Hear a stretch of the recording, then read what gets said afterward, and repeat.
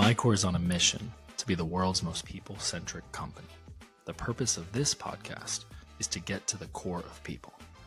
I'm your host, Nathan Bourne, and I invite you to join me as we deep dive into the personal and professional lives of our guests. We're going to learn who they are, why they exist, and what they do. We're going to hear their stories, the good, the bad, and the ugly. In other words, we're going to talk to some really cool people. Welcome to the MyCore podcast.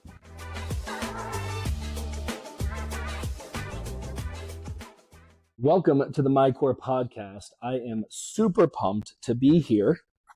Where are you, Nathan? What do you mean, where am I? I'm in Eugene, Oregon with the lovely Andrea Beem, and I'm just going to drop right in for an amazing episode. Third attempt of its kind, however you say that. 27th attempt. Time is a charm. Hey, good to see you. Look, we have tried this now. I know, a few times. 3 times. A few times. This is like 0.03 episode. Can we call ourselves experts now? We are absolute experts. But the thing that's fun about these episodes, third of its kind, is that they keep changing. And I anticipate that we can't recreate the same conversation. No, probably not. But hey, you guys are going to be in for a treat. All jokes aside, I was here a month ago preparing for our event, and we attempted to do an episode. We did the episode. We got no audio. Like, we're going to do it again. I'm still in town. Do you mind coming back? We did it. It was awesome. And it was literally like in the middle of the 70-ish minutes, the first 35. Gone. No audio. He didn't even want to tell me. I know. He texted me. Oh my gosh. I don't want to text you. You are sad. But I believe that you believe what I believe, which is that everything happens for a reason. Everything does happen for a reason. There's no coincidences, in my opinion. There really Ever. isn't. So it must have just been meant to be, and we have to think that way, because if not, I might punch a baby. Or Don't do that. Don't do that. We're going to be fine. This is going to be great. And, having had 2 formal conversations with you, I'm excited to get into your story, talk about the struggles and the challenges that you've been through that have shaped who you are. And that will inform why you were chosen to be a speaker at our event here in just a few weeks, September 30th and October 1st. It's not too late, by the way, to attend the event, especially if you're in the greater Eugene, Oregon area, or if you just started hitchhiking right now from wherever you live, you could probably make it in time for the event. Yeah, but you have to hurry because it's going to sell out, and then you're going to be sad. So just go buy the tickets today. Don't wait until the last minute. Facts. Bad idea. So tell us about you, professionally, personally, and then I have questions. Some I've already asked, but this will be fresh. I feel like we're going to get nitty gritty today because now we've kind of gone deep before, and I'm an open book. So cool. My background was, my parents divorced when I was 5. I moved around a lot, which is something you and I have in common. My parents were not in the military. It was just life circumstances. And so we lived in a lot of states, and we lived in a lot of towns in those states. And it was a lot of hop, skipping, and jumping, different schools, always having to make new friends. I hated it. In the moment, obviously growing up, it was not something I loved. It was something I really, really struggled with. Never felt like I fit in with anyone because I was always having to meet new people. In hindsight, it's one of the things that makes me a really great real estate agent and allows me to have a skill set that I think can be really hard to train. And so I'm grateful for it now. But in the moment, I was not grateful for that. Yeah. So. Isn't that weird how you go through these life events and in the moment you think this is the worst, this is awful, the sky is falling, especially as a child or adolescent or teenager. And sometimes not too far out from that change or disruption or even rupture can be really great things. Well, it completely forges who we are and who we become without us even realizing it, right? Because when you're in the thick of it, it's hard to look at it, from the outside looking in, you're living it. So it's hard to look at it with any other perspective until you get out of it. And then you can look back with a different perspective and change your perspective on it, because now I'm grateful for it. Right. And it was not always that way. So what are some of the things, like you said skill set, and fun fact. So we launched did I get it? Nope. Sorry. I was waiting for you to pull a goldfish out of thin air. I'm going to get that bug with the chopsticks, Karate Kid style. That'd be impressive. So we've launched something called the MyCore Academy. Yeah. And like many ideas and initiatives, sometimes they take time to take shape, right? Not just from the standpoint of whether they like succeed or not, because we actually have grown it pretty quickly. But I've gotten some insight recently as to what I really want to focus on within that community, within that academy. And the overarching theme, kind of the core of the MyCore Academy, is around leadership. Yeah. And leadership development, which is your forte. Yeah. And there's a formula that I kind of live by. I don't know that I made it up, but I heard it one way and then kind of added a little extra spin on it. And it's right across our page, and it's in the community on school, the SKOOL community. And it says mindset plus skill set plus tool set equals asset. It's this idea that movers and shakers are building assets, right? Yeah. And that could be like your portfolio, your financial assets, but it's deeper than that. Are you an asset to your family? Are you an asset to the relationships that you're in? Is your, physical health an asset that you want to take care of and, preserve and keep healthy and all that? So if you're kind of deconstructing that and unpacking it, you can take inventory of your assets, right? And I heard it this way once, that if you want to have a successful asset, you need to get your asset off the couch and get your asset to work. Yes. So you mentioned skill set that you have, which I'm sure bleeds into mindset, right? What are some of these skill sets and these mindsets that you developed from this change, from these events? And you didn't even share, we're going to get into more of the things of your life, but it sounds like resilience is like for sure made the list. Change management. Yeah. Tell. I think resilience this is where you get to like gas yourself up. This is a safe space. I'll do it too, but you tell how awesome it is. I think, resilience wasn't something I went looking for. It was something that found me, whether I wanted it or not. And we all have a choice. We all have a choice to handle the things that come our way, however we're going to handle them. But usually we have a choice to make in the moment, or in the moments that are presented to us. And usually those moments are hard moments. And sometimes we handle those with grace, and other times not so much. But resilience it's absolutely at the forefront. And I think right tied with that is leading yourself. Because in leadership, it's so often seen as leading other people. But how, would you follow yourself? Like, if you can ask yourself that question, would you follow you? I don't know that the answer is always yes. Right. Like, if you're being really honest and transparent, I don't know that that answer is always yes. And if it's not, then what do you do about it? Right. And, one of the things that I've been digging into a lot this year, which has obviously been prompted by a lot of really difficult things that have happened in my life. And we can even. Do you feel comfortable sharing some of them? Yeah, we can go into it. I mean, it's funny because first 2 episodes. So I did. I know something's changed. That's okay.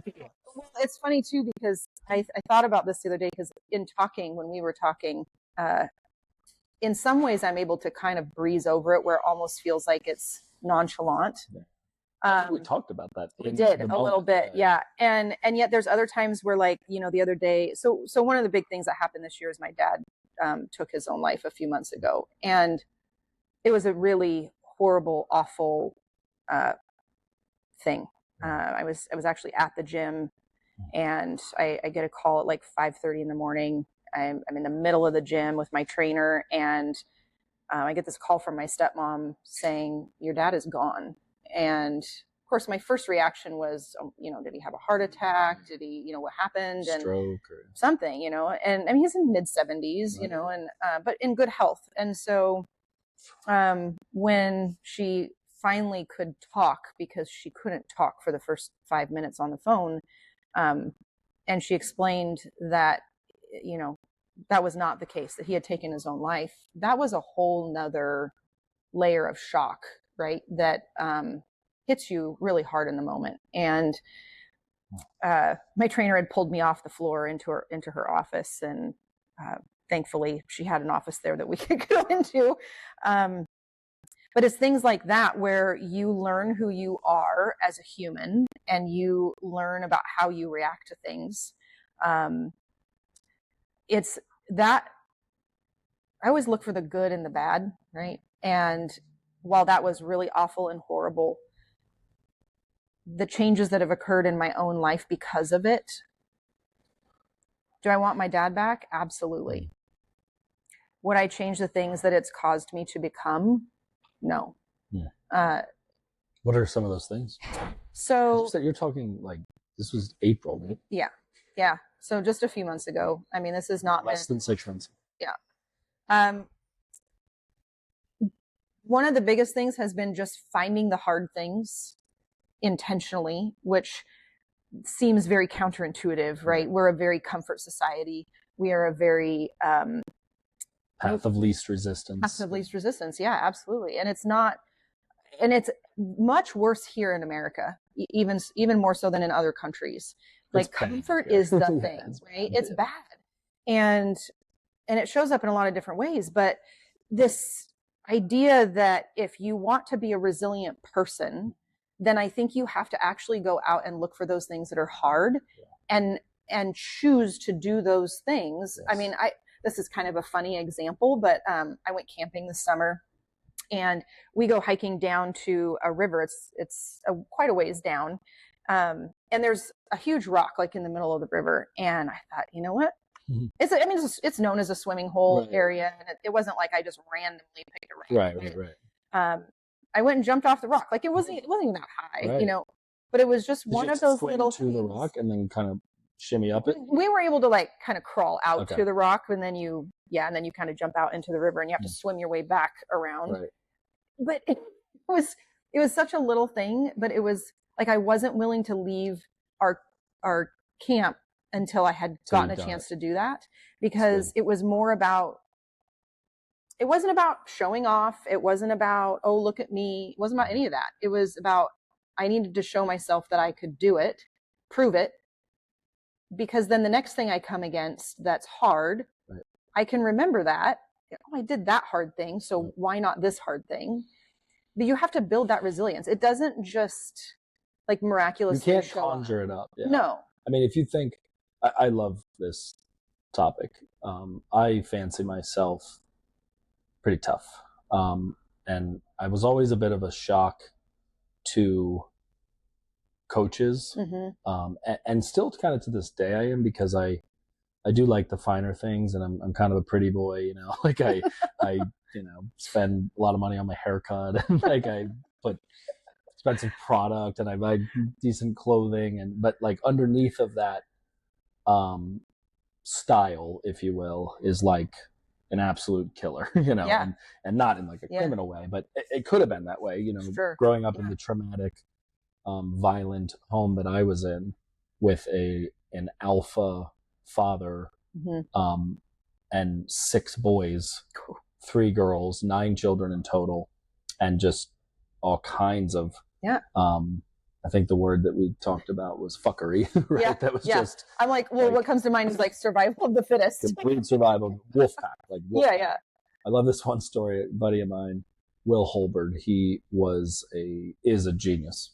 Perfect SAT scores, like barely functional. He's so smart. He is probably on the spectrum for sure, but off the chart intelligent.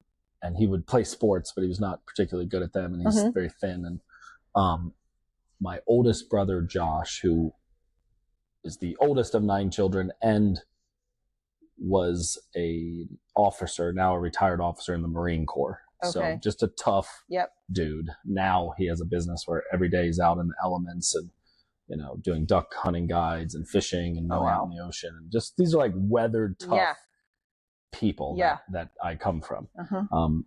And I'm the black sheep, white sheep, I don't know, whatever I am amongst that. But like, it's in my DNA, right? Yeah. And I chose like academics and athletics and particularly wrestling. So anyway, Will Holbert's over, cookout. This is like around high school, maybe just after. And it is very common that we are wrestling, fighting, like just constantly like brawling in some form or fashion. And oh my God, Josh picked up Will and slammed him on his head. Oh no. And I watched it and was like, oh my God, he broke his neck. Like this kid's going to be paralyzed. Oh my and he gosh. did hurt him. Like he really hurt him. Will, this is 20 years later. He talks about that like it was the greatest moment of his life. It is so funny, Andrew. He's just like, that was the greatest thing that ever happened to me. And I'm like, bro, you are going to have permanent damage in your spine because of that. And there was something about him feeling like he was accepted into the wolf pack. He was one of the born brothers for the moment that are just, I'm the smallest of them. I'm 5'11", 210. And they're all 6'4", 6'2", and north of 200 pounds. So I'm like the runt of the group, only one under 6 foot. So there's something so primal and like carnal that even in the pain and discomfort of a superior specimen, a trained killer in the Marine Corps, slamming you on your high school kind of scrawny head, like activated something in him that made him feel like he was in the wolf pack. He had the rite of passage. It was really interesting. And I think, as you're saying, you might call it like, I don't know, this is a trendy word, like stacking, right? Like you're stacking your resilience, or you're filling the bank account or the tank with these moments, even if they're seemingly insignificant, like jumping off the rock. But at a stage in your life when you're not young and free and wild, to go do those things, because there's ramifications. You're like, oh shit, I might hurt my knee, and like I still do CrossFit. And I'm like, it's fast these days. Right. But there's something for me continuing to do a lot of those hard things that is just way more valuable mentally to me and emotionally than they are physically. Well, I think when you do something hard, any like he's saying, like that was one of the most memorable things for him, right? I could say that definitely about like when there's key moments of your life that you look back on. We usually remember like what the peaks and the pits, right? And so whether it was something really good or something really bad, it's something. It is something. Right. It absolutely forms something in us that can't be formed in any other way but going through something very difficult. I think that's why coaches become so important, because you may not do something for yourself. You may not push yourself or think that you can go past a certain point. And yet a coach knows that you can, right? And a coach will push you past that. Right. And you don't ever hear people say, oh my gosh, that coach was so amazing. Like they never pushed me. They never did anything. They were so kind. You always hear that coach brought something out of me that I didn't even know I had, right? That,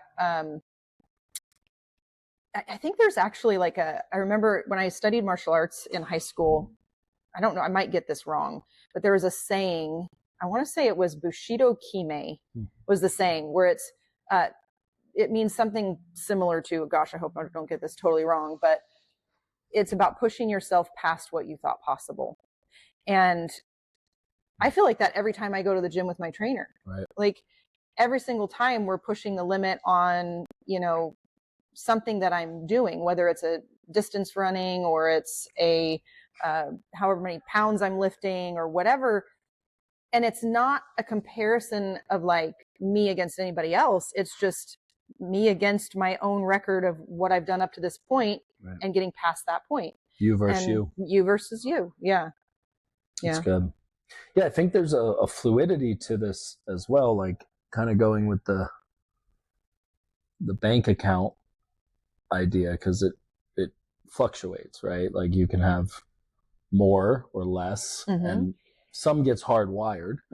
But like anything in life, if you don't use it, you lose it.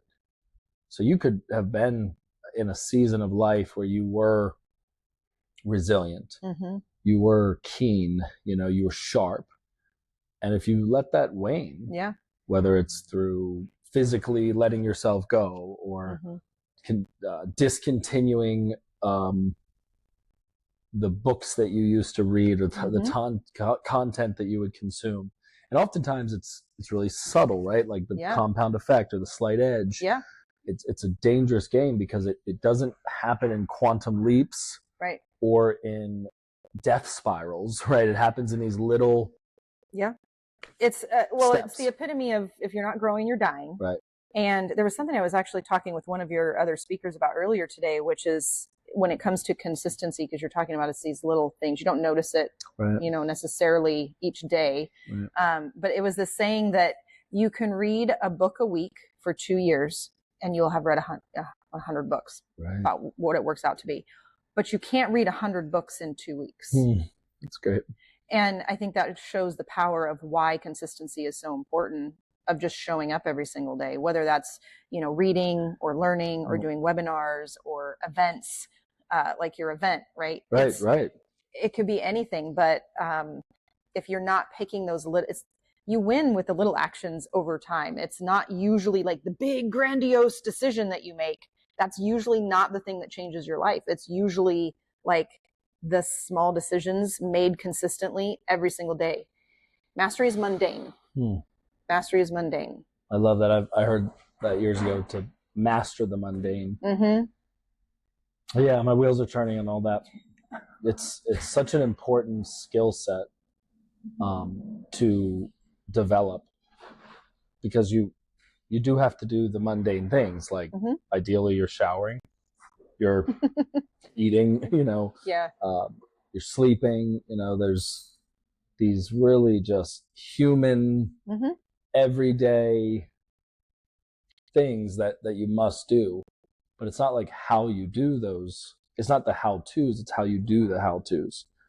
And the energy that you bring to them, the intention that you bring to them. And, sometimes it's okay to just unplug. Like, I don't know that when I'm brushing my teeth, as I try to do at least twice a week, that... Nice. I just scoot a little further. As silly as that is, and being kind of gross, is when you're developing teams, you get people sometimes that come along that don't get it. Yeah. And you're trying to teach them daily practices. Yep. And they say things like, "Oh, I already did that." That's like, or I already tried that. Or it's like, well, wait, how often do you shower? Like, you do it every day. This is a daily practice. Nobody would say, "Oh, no, I already brushed my teeth." Yeah, this is a marathon, not a sprint. Like, honey, you never tell me you love me. It's like, well, I did on our wedding day, remember? It's like, no, you need to keep validating that. You got to keep saying that. So in success, these things show up. And I think I say this all the time, that nothing fails like success. Put differently, people typically stop doing the things that got them to a level of success. And then they wonder why they don't reach the next level. And it's like, well, how did you get from there to here? Patty and Ken and Patty, they're an amazing powerhouse couple. They'll be speaking at the event as well, and they're on our executive team. And Patty's our chief sales officer. Ken is our chief recruitment officer. So they're this like 1-2 punch of recruiting talent, specifically on our sales team, and then leading them into production. And they were kind of given a keynote, you could call it. This is when our events were still just like MyCore proper. But she just drew out this really cool visual. It was very simple, but it had a line, another line, and another line. And essentially it said, and she said, the energy that it takes to get from being broke, being busted and disgusted, to stability, to baseline, is the same exact energy that it takes from going to this level to that level. Yeah. Where you have financial freedom, or you are, really moving and shaking and making it rain. But what happens is most people just stop doing the things that they did when the bear was chasing them. And then they drop back down. And then they go, oh my gosh, I'm going to lose if I don't kick it into gear. And then they just live this perpetual glass ceiling, when it's like the real discipline is, can you do the things that got you to that level of success? Yeah. It could be a revenue level. It could be a head count. It could be a, like take social media, right? Yeah. It could be a reach that you have, or an influence, or a following. It's like you got to somehow lock in to go to that next level. And what I've done, this is my little cheat code, is I just never let the bear stop chasing me. Like I just am imagining that the grizzly's like behind me all the time. I try not to, lose too much mental health over it. But anyway, so I feel like that resilience that we're talking about and those experiences that you've had, does that resonate with you? Oh, 100%. I mean, so the analogy that you give there of those different levels is, I think of it more like a thermostat. So when you have a thermostat in your house and you get too hot, you turn it down, and when you get too cold, you turn it up, right? But I think we all have a business thermostat, because when you're in business and you get to a certain level and you kind of plateau for a while, or you drop back down, kind of like you were describing, right? Because this is the most common, right? You get up there and then it shoots back down, and then you just keep doing this whole like bounce thing. And you never like actually like break through this ceiling, because this requires a new skill set. This requires a new tool, a new person, new leverage, new relationship, new community, new people. Right? Something in there. Or you just go back down again. Mindset, skill set, tool set. Yeah, right. Exactly. All three of those. And they call it, the One Thing book calls it the entrepreneurial to purposeful. And it's this, but the thermostat for me is. Were you with Keller Williams before?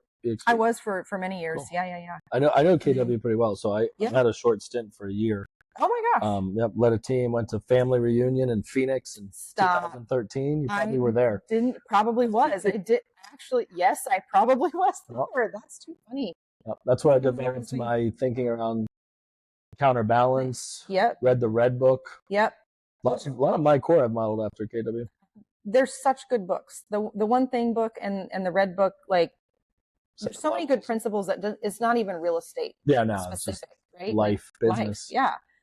But I think the thermostat is dangerous, because we get into these modes of the comfort zone, right? And so we get a little too uncomfortable. It gets a little too hot. And so we intentionally turn down the heat, right? So we self-sabotage, or we take our foot off the gas, or whatever that can look like. But there's also on the bottom end of that, if you get down to a certain level where you're uncomfortable, you're like, look, this is not my lifestyle that I'm used to. You'll bend over backwards to get yourself up to that lifestyle, right? And so it happens in both directions. But if we don't ever figure out how to keep adjusting that thermostat and getting comfortable in those higher temperatures and continue to move that up, then you'll never be able to break through that next ceiling. I like that. I heard it this way years ago. It was Anthony Robbins, and he speaks of the pain pleasure principle, right? And this idea that all of our behavior, all of our motives, what you might call our why, is driven by our desire or need to get further away from pain and closer to pleasure. And it's everything from like the next meal we eat to whether you are coming to the My Core Collective or speaking at it, or making that call, or going on that date, or doing that workout. Like all behavior has some driver in us, right? That is survivalistic, and saying, okay, I need to get further away from pain and closer to pleasure. The part that I found really interesting, and I think it connects to this conversation, is that most people, like all people, won't do very much to get to the pleasure. We're not actually pleasure-seeking people. We're pain-avoiding people. That's 100% true. We will go to great lengths to avoid pain, whether it's pharmaceutical drugs, whether it's ending a relationship, moving across the country. So I think the cheat code in high caliber human behavior, right? Being a high performer. If you're interested in that, if you're not, I don't know why you're listening to the Micro podcast. That's crazy. Like, turn on Netflix and chill. I know. Something else. Yeah, I'm not your guy. This is not for you. At least we know our avatar, right? Yeah, exactly. So for you sociopaths out there like us that are, unsatisfied, you're in the right spot. Right. So what I try to do is put myself in positions of pain. I don't want to live there, but every level has its devil, right? So every level has its pain thermometer, right? Or thermostat, right? Yep. So that you're kind of choosing like, okay, I have a new set of pain. So for example, me over the last year, and I'm coming up on like a checkpoint in this journey.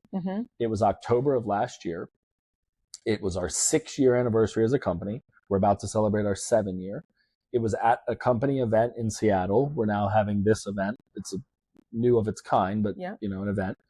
And that was when I decided to show up on social media, start building content, launch the MyCore podcast, figure out the damn equipment that I can't seem to get down. And it's been like really uncomfortable. Yeah. Even though some of the core competencies I had, stepping into that space and like showing up online consistently, it's been brutal, from the criticism to finding your voice to like the technical to literally what you wear, right? Yeah. And I know you create a lot of content and you are crushing it. So we could talk a little bit about that as well. But I feel like there's these adjacent and like akin concepts that we're discussing here, where it's like, choose the hard, right? I think I said this in one of our previous conversations, but I put a post out recently. I was working out. I was doing CrossFit. I do CrossFit, tell everyone. And I put, make life hard and life won't be so hard. Yeah. And I feel like that's what you've done. That's either intentionally or shit's happened. Yeah. And your life's just been kind of hard. Yeah. And now because of it, life's not so hard because you have so much resilience. Well, and it's, to put it into perspective, I mean, I know that I talked about what happened with my dad, but there's actually so much more to that in such a short period of time. I'd like to hear about that. There was quite a bit, actually. I mean, it's when we talk about resilience, any one of these things probably could be considered like definitely life-changing. In fact, if I may, because when you were sharing earlier, my mind went to that moment where you were given this information, right? And it was your mother that calls you. My stepmom. Yep. Stepmom. Yep. And she could barely get it out. Can't get the words out. She's in complete shock. Yep. Did she find him? Yep. Fuck. Yeah. Right. And she can't go back to that house. She won't go back. So the trauma, the reality, the darkness, all of it. And she has to relay this information to you. And I doubt she's thinking in terms of packaging it well, because it is as raw as it gets. Yeah. She's just trying to get out the facts. Yeah. Yeah. I mean, this is like raw human shit.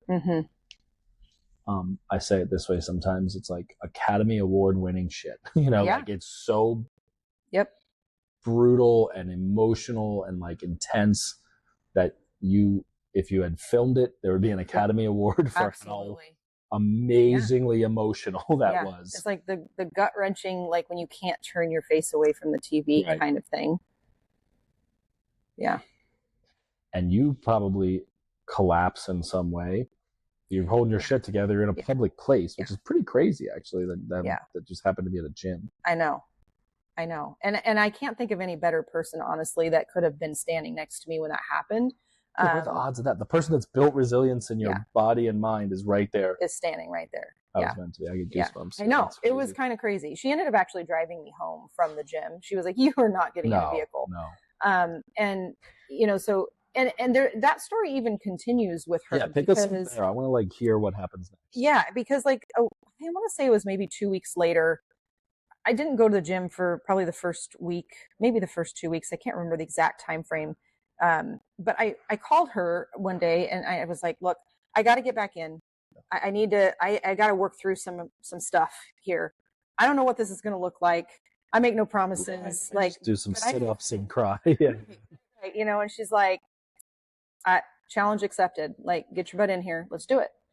And so I come in. I don't really know what to expect. I'm guessing we're just going to, you know, kind of do some little things. And it was not that.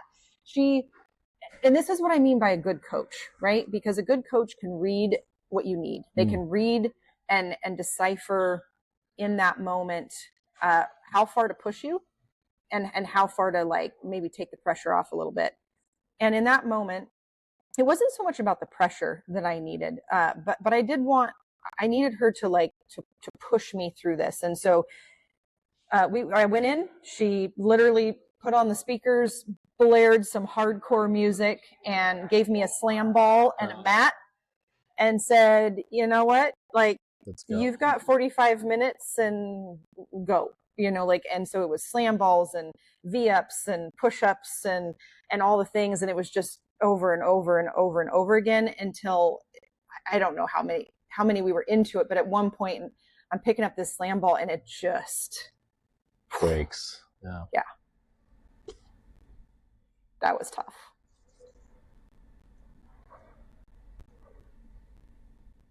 So,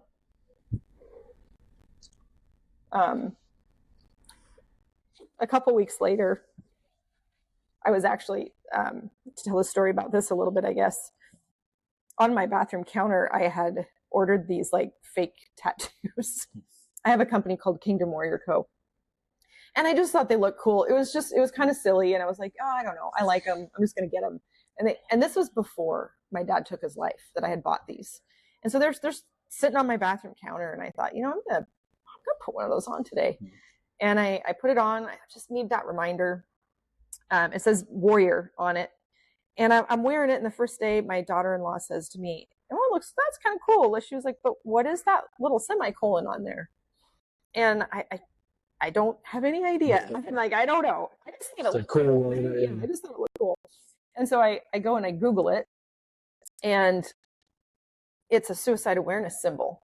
It's insane. And you bought these before? Before that happened. Yeah. They just were sitting on my counter. And this was me by no coincidences, right? Like, it just isn't. And so I'm looking at my screen. I just Googled this and I'm reading what it's saying. And the goosebumps, right? Like, I'm just like, this Holy Spirit. No way. And I thought, well, now I got to really get it. So I went out and I got it as a real tattoo. It's not a fake one anymore. Yeah. And so that was a temporary tattoo. Yep. Fake tattoo. Yep. And now I took it in and she made it a real one. Yeah. And then I got a matching one on the other side, which is, well, not really matching, but it wasn't, to me, bringing my faith into this was really important. And so while I can be a warrior, and while I thought it was really cool that the semicolon meant suicide awareness, I also wanted a reminder that God's greater than all of that, right? He's greater than even me at my toughest moments. He's greater than me at my lowest moments. He's greater than any of that. And I wanted that reminder that I'm a fighter, I'm a warrior, and God is greater than highs and lows. So it was, I've heard that we always see the depiction of the crucifix in the hands. Mm-hmm. Yeah. But that, because of the way it would rip, that they would actually crucify here. Yeah. So it's kind of wild that you're giving that. Yep. Yeah. I'm sure you've thought about that. That's pretty cool. The placement of it was even a strategy in the sense that I wanted it to be in a place that I could see it all the time. Yeah. Right. Whether I'm constant reminder out on the lake, or I'm at the gym working out, or I'm at work in front of my computer, I can always see this, and it's always a reminder. It's interesting. So I don't have any tattoos. I feel like I'm cool enough to have tattoos, but I just don't, so This was terrifying, I would say. But do you have any others, or are these your first tattoos? No, these are my first tattoos. Yeah. So 45 years in life. Yeah. 44, right. However many. And no tattoos. And then this had such meaning behind it that I couldn't not. I've thought about that. Like, I'm 36 and I'm like, there's going to be things that happen that I like hope never are so monumental that I need to get a tattoo of it. Mm-hmm. But there's philosophies that I have that I say to myself in moments. One in particular, just a simple, successful people do what unsuccessful people are not willing to do. Mm-hmm. And I find myself saying that almost daily when I don't want to do something, when you get that kind of pit in your stomach where you're like, I don't want to make that call. I don't want to have that conversation. Mm-hmm. Or like, I really don't want to get out of bed right now and go Yep. work out. Like, it sucks. I didn't get enough sleep last night. And then I'll just be like, successful people do what unsuccessful people are not willing to do. And it gives me that. So I've never thought of that like mantra or that philosophy in the form of a tattoo, but in a way you probably have had moments where you're like, I can't do this. And then you're like, wait, yeah, I serve a God who's greater than the ups and downs, or I'm a warrior, like have you found like tangible moments? Absolutely. Okay. I mean, honestly, it's like an everyday thing right now. But there are absolutely moments where something hard or difficult will come up, and I kind of like how you describe that with like, this is what successful people do. Like, you have to put yourself in that mode of being the person that you want to be. There's a saying that most goals aren't hit in life because you want to be the person that's done the thing, not the person that's doing the thing. Yep. Most people don't want to put in the work to get whatever that reward is. They don't want to do all the ugly stuff, all the hard stuff, all the difficult things, all the early mornings, the late nights, the hard conversations, the sacrifice. They won't do it. Something that comes to mind in this vein, I don't know, this is nuanced, so it might sound a little blasphemous for a second, but those popular bracelets, WWJD? Yeah. What would Jesus do? And I grew up like those were popular when I was in school and everything. I had one at one point. I had this like kind of thought in my mind where it's like WWND or WWAD. Like, what would Nathan do? Mm-hmm. Not like the current state of Nathan, but like this future version of him as a leader and a father and a husband and just a human, a brother, a son. And in those moments, I almost will be like, well, WWND, what would Nathan do?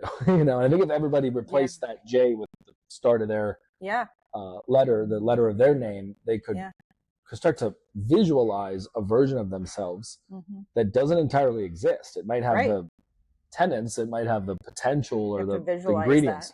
You have to become this person. Like, you don't just default to successful or resilient or tough or capable. Like, it is work that has to be put in. And then if you think of Jesus and what he did most, like the kind of main event would be sacrifice. And the ultimate sacrifice, right? Yeah. Which we're not required to do. Like, we don't lose life and limb by taking our businesses to the next level. If we take on risk and we fail, you might go bankrupt. You might have egg on your face. You might cause even like trauma in yours and other people's lives. But nobody's going to die. Typically, actually just create some content about this. It makes me think about it. I was being a little sillier in it, but it's like, you're never going to meet somebody who's missing an arm or a leg and assume it was because of war or an accident and say like, man, were you a veteran? And they go, no, I actually started a business. I tried to take it to the next level and I completely lost my right leg. Said nobody. Ever. You don't see somebody being put down into the ground at the burial of their funeral for their final resting place. And they go, man, what happened? And they go, well, they went for their goals and, they missed it unless they're like, I've never heard it put this way before. This is great. It's ridiculous. Right? Unless your goals are to like, break some tightrope, skydiving without a parachute contest or something, you're not going to die by chasing your goals. You're not going to lose limb. And yet somehow we're just so stuck. That's a great way to put it. I mean, it's just relative, right? It's a law of relativity, but like, I don't know. So it just made me think about that you are somebody, and I've gotten to know you now in 3 conversations formally and in like communication, community, and social media. Like, you're just, I had a nickname for you. I have to bring it back. Oh, no. I said it, remember? I said, you're a badass bitch. That's what you said. So you're a badass bitch. See? I know. That's my future, like, I'm future pacing. That's have you always, like, when did you start being a badass bitch? Oh, I have no idea. Oh, okay. No idea. Well, actually, I take that back. In the last 3 years. Right. In the last 3 years. Because that was, so some of the other things that happened along with my dad was my husband went, in the hospital, had a major heart attack. He was in the hospital for a month. Your son was burnt? Had like 2nd-degree burns over like a quarter of his body. Get it. I'm so resilient. I know. I can't handle this bug. My mental toughness is so tiny. It's like you can't even see it on here. It's good. Yeah, we just look like we're like. We're just flailing. It's fine. Don't mind us. We're crazy. So your husband? Yeah. So he has a heart attack. Goes in the hospital for a month. While he's in the hospital, my mom ends up in the hospital. I'm an only child, so I have a stepbrother and stepsister, but I just remember thinking, you got to be kidding me right now. Like, so he's in the hospital. She's going off in an ambulance to the hospital. I'm like, please take her to the same hospital. Like, I can't be going to 2 different hospitals. And then in the middle of all this, then my son comes home from work. He has 2nd-degree burns. We had to have that dealt with. I was in an accident. I rear-ended someone getting to the hospital. So it was just, it felt literally like it was just one battle after a battle, kick after the other. While you surf much? I don't know if you. So when the waves come in, they come in waves. Didn't surf until this year. That was another thing. I decided I'm going to go figure that out. Yeah, nice. Happen to have a friend with a boat that goes out on the lake, and he was like, "Come on." That's so cool. So growing up on the beach, particularly like this time of year when the hurricane season comes in and the swell grows. Sometimes you're just getting your ass kicked and it's wave after wave after wave. And you'll just be like duck diving and you come up and you're like, no, and then they call it the cleanup set, or like the final wave is typically the biggest. So sometimes you'll actually wait, for the last wave because you kind of go like, this is a good one, but I think the next one, and it's a roll of the dice. Sometimes it's a bit of a toss up. You miss it. That's what it reminds me of, is you had like a set roll in. And it was just like obstacle after adversity after punch to the face. Yeah. And you just kept paddling and coming up for air and kept going. Yeah. And I will say this. So there's a book, I've not read the whole thing, but it's called Cradles of Eminence, I think is the name of it. And it's a study on famous people that had hardships in their life. People like Helen Keller or, things like that. And they studied them and looked at why 30% of that population became very successful and well known, and why the rest did not. And the book is on the study of this, which I find super fascinating. Wow. And the reason I bring that up is because I had one of those moments personally for me where I was kind of in one of those dark places, like, man, why does stuff keep happening to me? Right. And my oldest son, he wrestled, played football, all the things. And he was in a football game. And I remember I was sitting up in the bleachers and the star running back had been taken out. I think it was for an injury, if I remember right.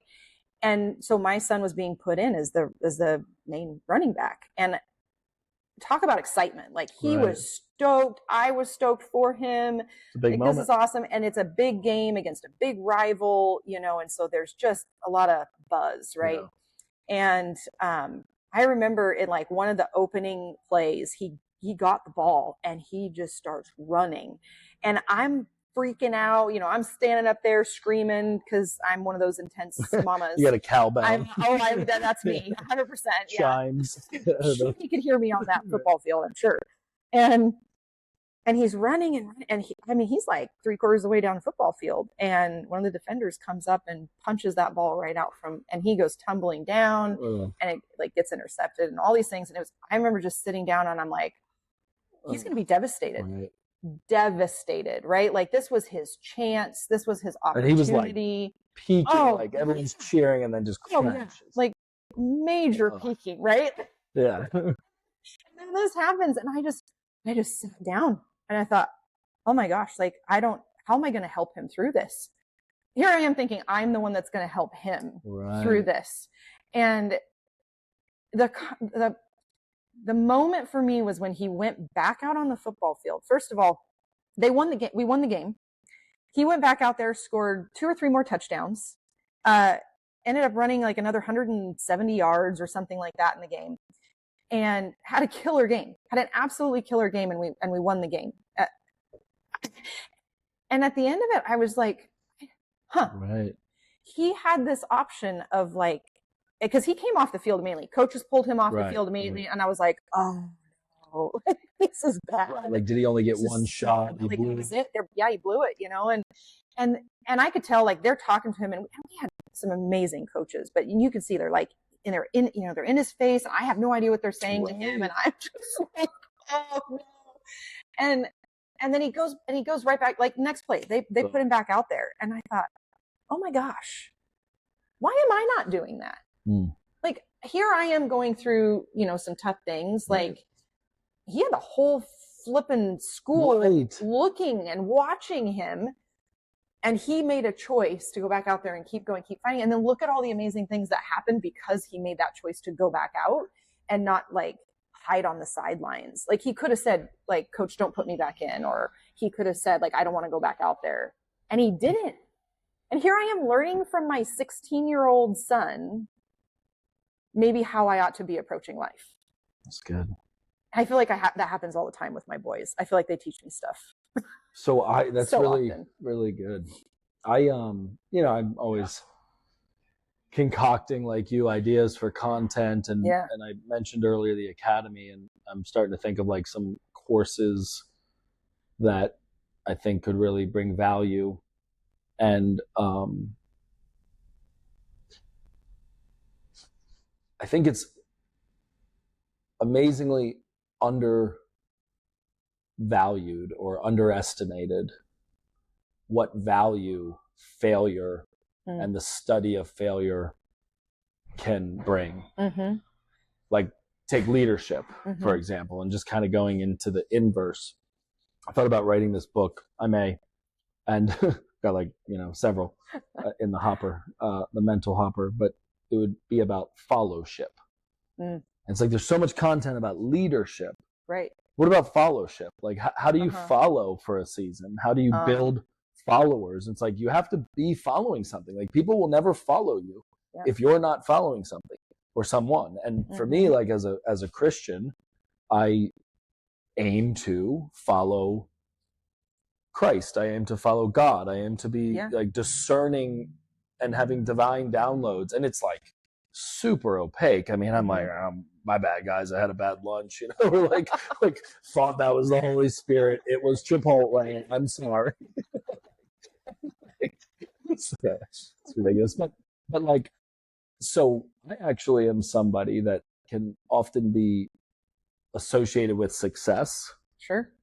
But what most people don't know is the insane amount of failure that is like all up in it. I mean, I was a 2-time state finalist. I lost the state championship in front of thousands of people twice. And my senior year, like the story with your son, was an absolute upset. Yeah. Like, I blew it. I did a thing that you're not supposed to do. I got stuck on my back. Like, it was crazy. Yeah. I was up. I was just completely this kid had no chance. I mean, I think about this every day. I won't go into it. So, I know the feeling. My last high school match, I lost in a huge upset. It was a whole thing. And newspapers, I mean, like article, like it was a whole thing that Bourne got beat by this guy, the 6th seed, and the number 1 kid that's off to Division I wrestling. Was mess with your mental. Oh my God, I went to a deep depression. Yeah. I might still be in it. I'm still a little sore about that. I went through and that came on and on, whether it's failed marriage, failed, this, failed that. Like, so I think something that people don't realize about successful people is that all they've done is failed more than you. Yeah. And failed faster and failed forward. Yeah. And it's like, if you can build resilience in that moment where you fumble, you drop the ball. I mean, there's a reason why these phrases are fitting with your story here. Is it's like, he literally dropped the ball. And he fumbled the ball. Yeah. It was a huge fumble. And yet it sounds like now, because he's still a young man, that probably was one of the better things that ever happened to him. Yeah, it's interesting because it's gone both ways. Sometimes it kind of gets in his head that because he didn't. So, well, let me back up just a little bit because I told the football story. So similar to your wrestling story, he had a very similar senior year. Of course, he was a senior during COVID, which totally was screws everything up. But he was in this match where, and he came in as the number 1 seed and was totally slated to take first. Like everybody just knew that's how this was going to go. And in one of the semifinal matches, they went all 3 rounds. They were in like triple overtime. And there was just a fluke thing where they went out of bounds and one of the refs called it as a point for the other kid. Like an escape, probably give him an escape. Not an escape. They were saying stall call. I don't even know if it was a stall call. Oh, gosh, I don't even remember. Sorry, let's get into it. The point was just that, like, and the whole gym. This was crazy to me. Yeah. It was an uproar. Like, what are you doing? That's a bad call. And we're like, coaches were the calmest coaches out of the whole building. Really? Like we had coaches from other teams that were like being disqualified. Right. Like the building because they were losing their mind, and I thought, again, same thing, like, what's this going to do to him, and he went back, he didn't even come up and talk to us afterwards, right? He went off the mat and we didn't see him again until he came out for the next match because he still had to wrestle 2 more matches. So because he dropped down to the consies and he had to do. You got to wrestle back for third, right? So I just remember the coach saying he's got to go get his head right. Everybody just needs to leave him alone. I think like PTSD. I know, like, it's so.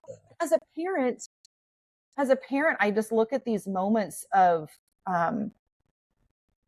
in a high schooler's life, in a teenager's life. These are massive life moments. Yeah. And I just look at how well I'm just impressed with. I mean, don't get me wrong. He was depressed. That came from somebody though. I mean, you got to give yourself credit. Give his father. He got it from somewhere. Somewhere, right? As they say, the tree doesn't grow that far from the apple. Can't put it in reverse it. But you know what else I think about? You mentioned the moments. Something fascinating, particularly because your son played both of these sports, as did I. I played football actually longer than I wrestled, but I stopped my junior year when I was being recruited for wrestling and, just focused on that and stayed healthy. But there's, I think, another like angle or approach to these stories, which is the response time. Mm-hmm. So in a football game, like a lot of sports, and I think life is maybe like both of these things. Life's a series of contrasts.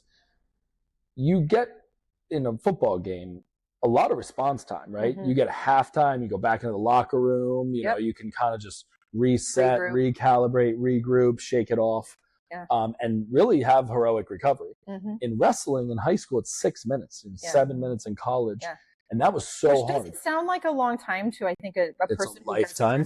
Yeah. It's a lifetime. It's a lifetime. 6 minutes of hardcore cardio. And it's also a blink because, like, in my match that I blew it, I actually blew it pretty early on. Like, there was time. It was in the second period. It was right at the end. And I did a move that I never do. It's called a switch instead of just a stand-up. And he sucked me to my back, right? And he ends up getting these points. And it was like, you're fine. Relax. Like, all you got to do is take him down, which you've already done 3 times. And you're like, really, really good. I could not. It was like I never wrestled before. It was like pathetic. Like, you just go like, I just went limp. Like, I was like, what do I do with my, and the clock just drained out and he beat me. And everyone was freaking out. Like, oh my gosh, what are you doing? And I just was like, I don't even like, I don't know. You know what I mean? I'm just kind of like thrashing. And I completely lost. I blacked out. I barely remember it. And then that was that. But I say that to say that, like, in life, you have these moments where shit goes down. Shit happens. And it could be something that happened to you. It could be something that you did. I describe it this way. Sometimes your shit just goes sideways, right? Like, you're just like, what just happened to that relationship? What just happened to that business? Yeah. How did I sleep on that? You know, and you just have these blind spots sometimes Yeah. that can just kill you. Yeah. Damn near. And then I think the real test within the test, it's crazy because that in and of itself is a test. But then there's this second test, which is how quickly can you respond? Yep. And with what attitude? Yep. And with what faith? And what's the, and are you going to let the things like change you to now being a cautious, scarcity, eggshell? Oh, I can't. Or are you going to say, wait, no, there's still abundance. There's still future. Yeah. Yeah. I love that you brought that up, the response time thing. I actually kind of hadn't really thought through that. Like, see, two major experiences. One with the whole game of like an hour to recover, and the other like a few minutes. Yeah, literally minutes. Like, it wasn't even like, usually you get 45 minutes in between, like it's OSA rules. Right. I don't even know that he had that. And it was just, go. But the response time, there's that saying, if you get a flat tire, you don't go slash your other 3 tires. Right. And that's kind of what you're talking about with this response time is, I remember many, many, many years ago, like we're talking like maybe 10 plus years ago, there was a big event in my business. A bunch of things just were falling apart. The wheels were falling off all over the place. And I went into a deep depression for about a year. Like I can't, in hindsight, I'm like, a year, Andrea? Right. Like, really? You let this take over your life for a year? Been there. And then you look back at the last 3 years, and I actually haven't thought about this until you brought this up. Really? But not the response time to the event, but your response time to how you recover after the event, right? It's not how you responded to the event. Right. It's how you responded to everything immediately after. Yes. And I look at, even, some of the things that have happened the last couple of years, and I look at my response time afterwards, and it has drastically shortened. Drastically. You're condensing time frames. Yeah. Because I'm sorry, I don't have time to waste. Yeah, right. Like chop, like bootstraps up. Let's go. We got stuff to do. And you know the inevitability.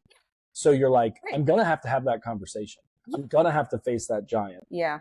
Why pretend like I'm not? Like, let's just do it right now. And you don't want to be a psycho about it because you could teeter into that control freak zone. But I know exactly how you feel. Like my response time or my addressing the issue, I used to elongate that shit.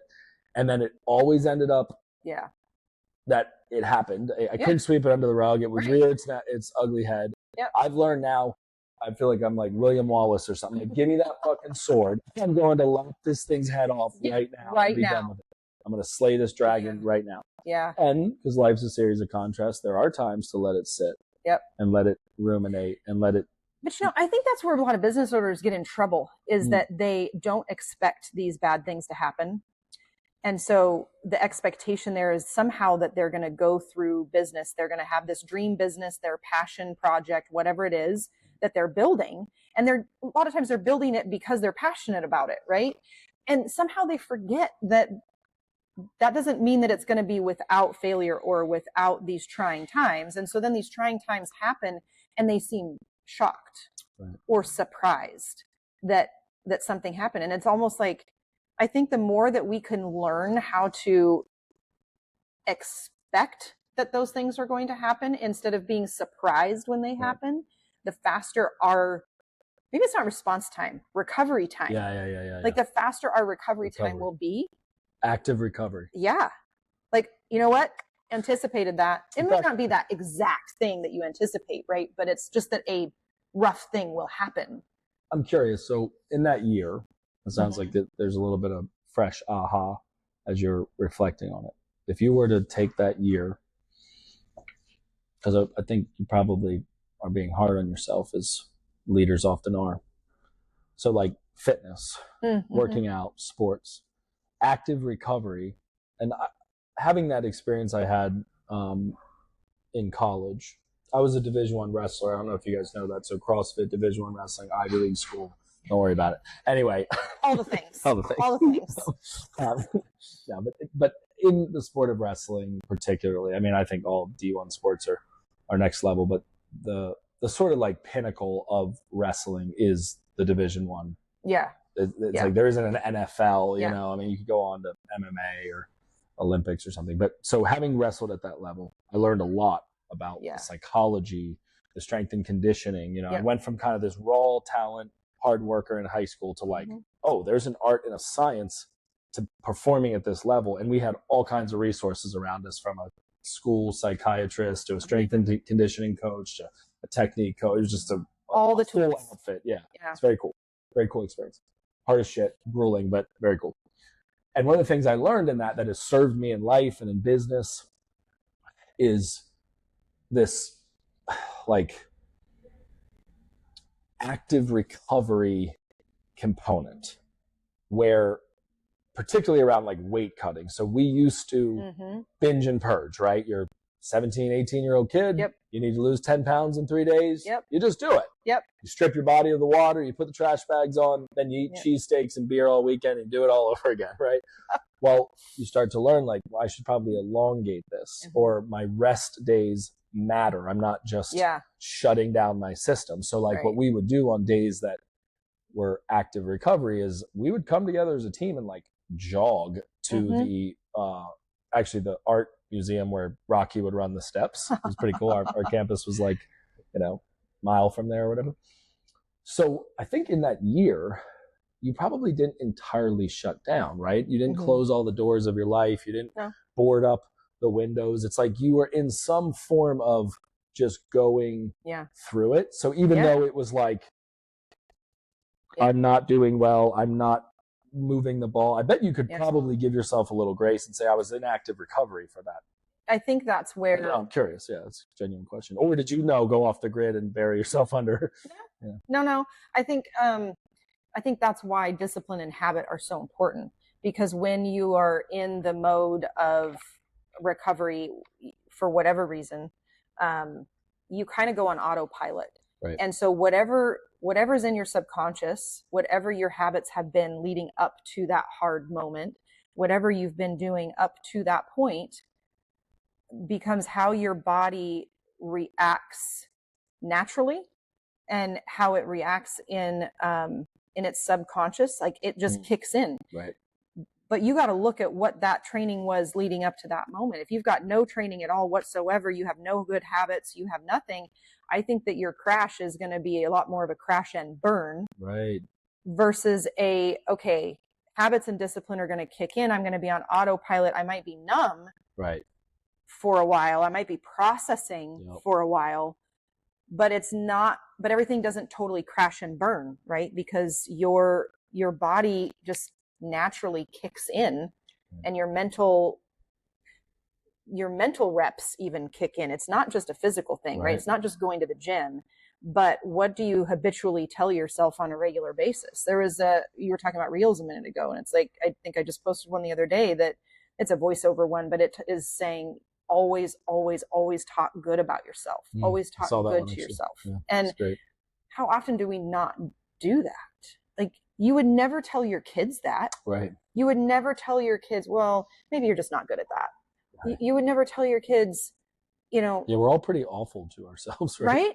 We are. Like, we were really abusive, awful. Like we'd break up with each other if we were abusive. Like that's actually really good. Abusive, yeah, it is abusive, because we would never tell our kids that, and yet we tell ourselves that on a daily basis. And so, what are you telling yourself all the time, normally, habitually?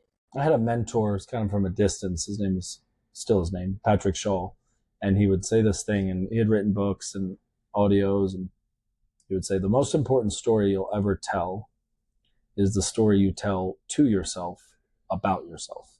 Amen. Isn't that cool? Mm-hmm. And it's like, we all are a self-fulfilling prophecy, and we get to choose. I mean, we get quite a bit of leeway. God gives us an immense amount of free will, and not just like, oh, you could kill somebody or not kill somebody, or you could, jump off a bridge or not jump. I mean, like, there's that, right?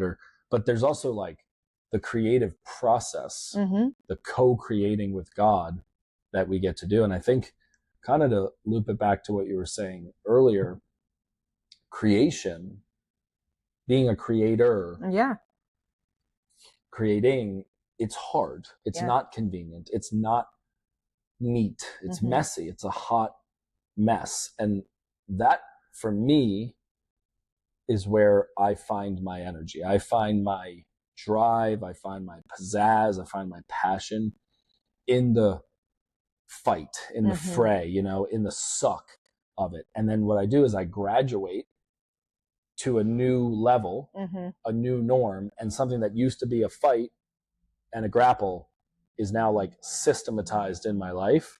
And I'm like, got that. Yep. Boom, boom, boom. And I think that is where high performing humans, as I like to call us, have to kind of like commiserate a little bit. You know, like we have to let iron sharpen iron and do it in ways you're like, this kind of sucks. And it takes me back to wrestling again. I think this conversation is just bringing me there more than usual, but the connection that you have in the community amongst wrestlers, because there's this like niche within a niche within a niche of an athlete. And cutting weight in particular, there were times where you're looking at the guy that you know has been cutting for the last few days, and you're just like, the hell are we doing? And it made me realize that sometimes, and this is like kind of a cheat code, if you deep in your core believe that this is who you are, it will be as though you have no choice. I say this often where I say, look, nobody has a gun to your head. You don't have to do this. Nobody said you must build a business in the real estate industry and separate yourself in the market, or you must create this out of that, or, you know, nobody has a gun to your head. But if you are so entrenched and ingrained in your identity, your who, and you've let that ripple and cascade into your why, then the what, whether it's the business or the goals or the targets, that congruency, that alignment, that connection will be so solid that it will feel like somebody has a gun to your head. And it should. It should feel like there's a ransom out. And the only way that you can have your family back or save the whatever missing person is by succeeding. So that's a little way I operate. I mean, it's intense and it's hardcore, but like I really do feel like my life depends on it. Because when you do that, your brain naturally goes into problem solving mode, and it gets even more creative. It's kind of like, you know, when a diamond like has to go under a massive amounts of pressure to become a diamond, right? Like, so it's no difference for us. I feel like what you're describing is the same idea, that it takes those things to sometimes get us performing at our absolute peak performance. I still feel like it kind of goes back to the, you know, getting that coach or that person in your life that is willing to push you past that point. I love that. Like I don't know how your coaches were like in your life in wrestling and stuff like that. But I look at, for me, I respond really well to intense coaches, like coaches that are willing to get in my face, that are willing to call me out on my stuff, that are not willing to let me take anything less than my best, right? And those people are in life, I feel like, are gold. I'll sum up what you said this way. Both my coaches were complete dicks. So, yes. Yes, complete assholes. Complete dicks. That was my experience. Well, I could talk to you for hours. We actually talked for hours. Cumulatively, it's all added up. I've got a couple of kind of questions as we land the plane, and it's just inspiring thought in me and some of the things that I'm right on the like precipice of embarking on within the MyCore world. One I already mentioned, which is the MyCore Academy. So I'm going to be, fun fact, a little prequel here. I'm going to be announcing from the stage at the MyCore Collective this academy. And I'm going to be inviting people to join me. You know, sometimes you're just doing it. You know, just doing it. You're doing the thing, and then time passes. Like in this case, 7 years with MyCore, and then you start to like gather pieces and evidence, right? You put together the story, and you go like, "What am I good at?" You know, like it's like, well, no, Nathan, you founded this. Remember, like you. Okay, so I can maybe take a little bit of credit for all of it, but also none of it because I have an amazing team that has literally done all of it. And then it kind of dawned on me, even in that like tension between those two ideas. Like, did I do all of this or did I do none of this? You know, and you get like imposter syndrome in there a little bit. And, you know, it's quite a concoction. And then I just got some like affirmation, some validation that was like, you know, Nathan, you never, ever have worked in your business. You've only ever worked on it. And it's almost like pathetic. Like, I don't know who our clients are. They don't know who I am. I mean, unless they follow me on social media. I have developed people first and foremost, and culture and brand and systems and processes to where I can do a podcast and be fully present, and my phone can sit over there. And I know that I will have no fires to put out when I get back to it, because I have a team that already is extinguishing it, or it just doesn't even happen in the first place because we have fire retardants and, you know, built throughout the, I don't think you're allowed to say that word. Anyway, so so I say all that to say that I've been getting a little more clarity and confident around like coaching others to do this. And it feels like it's a void in the market. And particularly like the people that will be attending. Because we'll have people that are self-employed, maybe have a small team or building into a larger team. And they want to be able to like transcend that. And if taking inventory, they really were to be real with themselves and say like, how much of this business depends on me and my ability to like make it rain every day, every week. And I think I just learned some things on how to build that and construct that. So I'm going to center the academy around that and invite people to be part of this paid community. Really what that all equates to is leadership, right? It's leadership, and it's being a leader of leaders. Now, I know you'll be gracing the stage as a leadership expert who just so happens to have a real estate business, right? It's like, that's almost an afterthought. I know Jason, who has an amazing background in leadership and leadership development. You two are going to be collaborating. And it's my understanding that right before we sat down here, you guys were chatting and preparing. So give us a little prequel of what you're going to be covering from the stage here at this hotel. Our topic is on get out of your own way. And it talks about how some of the surprising things that are keeping your team or your business from thriving. And so we go into some of what those things are, and we're going to tackle a whole long list of them. Cool. And we have some actual, my most probably favorite thing about the whole thing, and I'm not going to tell you exactly what it is. I don't want to give it away. But we have some really great pieces that I think are going to really simplify it for people and put it into immediate action. And so at the end of our talk, we have kind of a little, I can't even call it an activity because it's not really an activity, but something that I think is going to, it's a call to action that it is very much strategic in getting someone to really dig into the thing that's going to move them forward, move that needle forward. And it's so simple. Like, you can write it with a Sharpie pen on one piece of paper. Like, that's it's super simple. I love when that happens, you know, that simple and easier. The same things, right?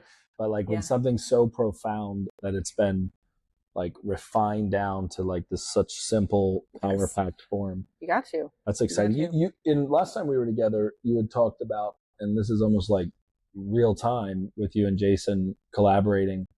You talked about your experience leading up to the My Core Collective event and how we have been doing these speaker summits, which we're going to be over here at the Speakeasy the night before everything kicks off with the speakers. And I'd love to hear your take on that, because it sounds like that's culminating in like the collaboration with Jason and the other speakers.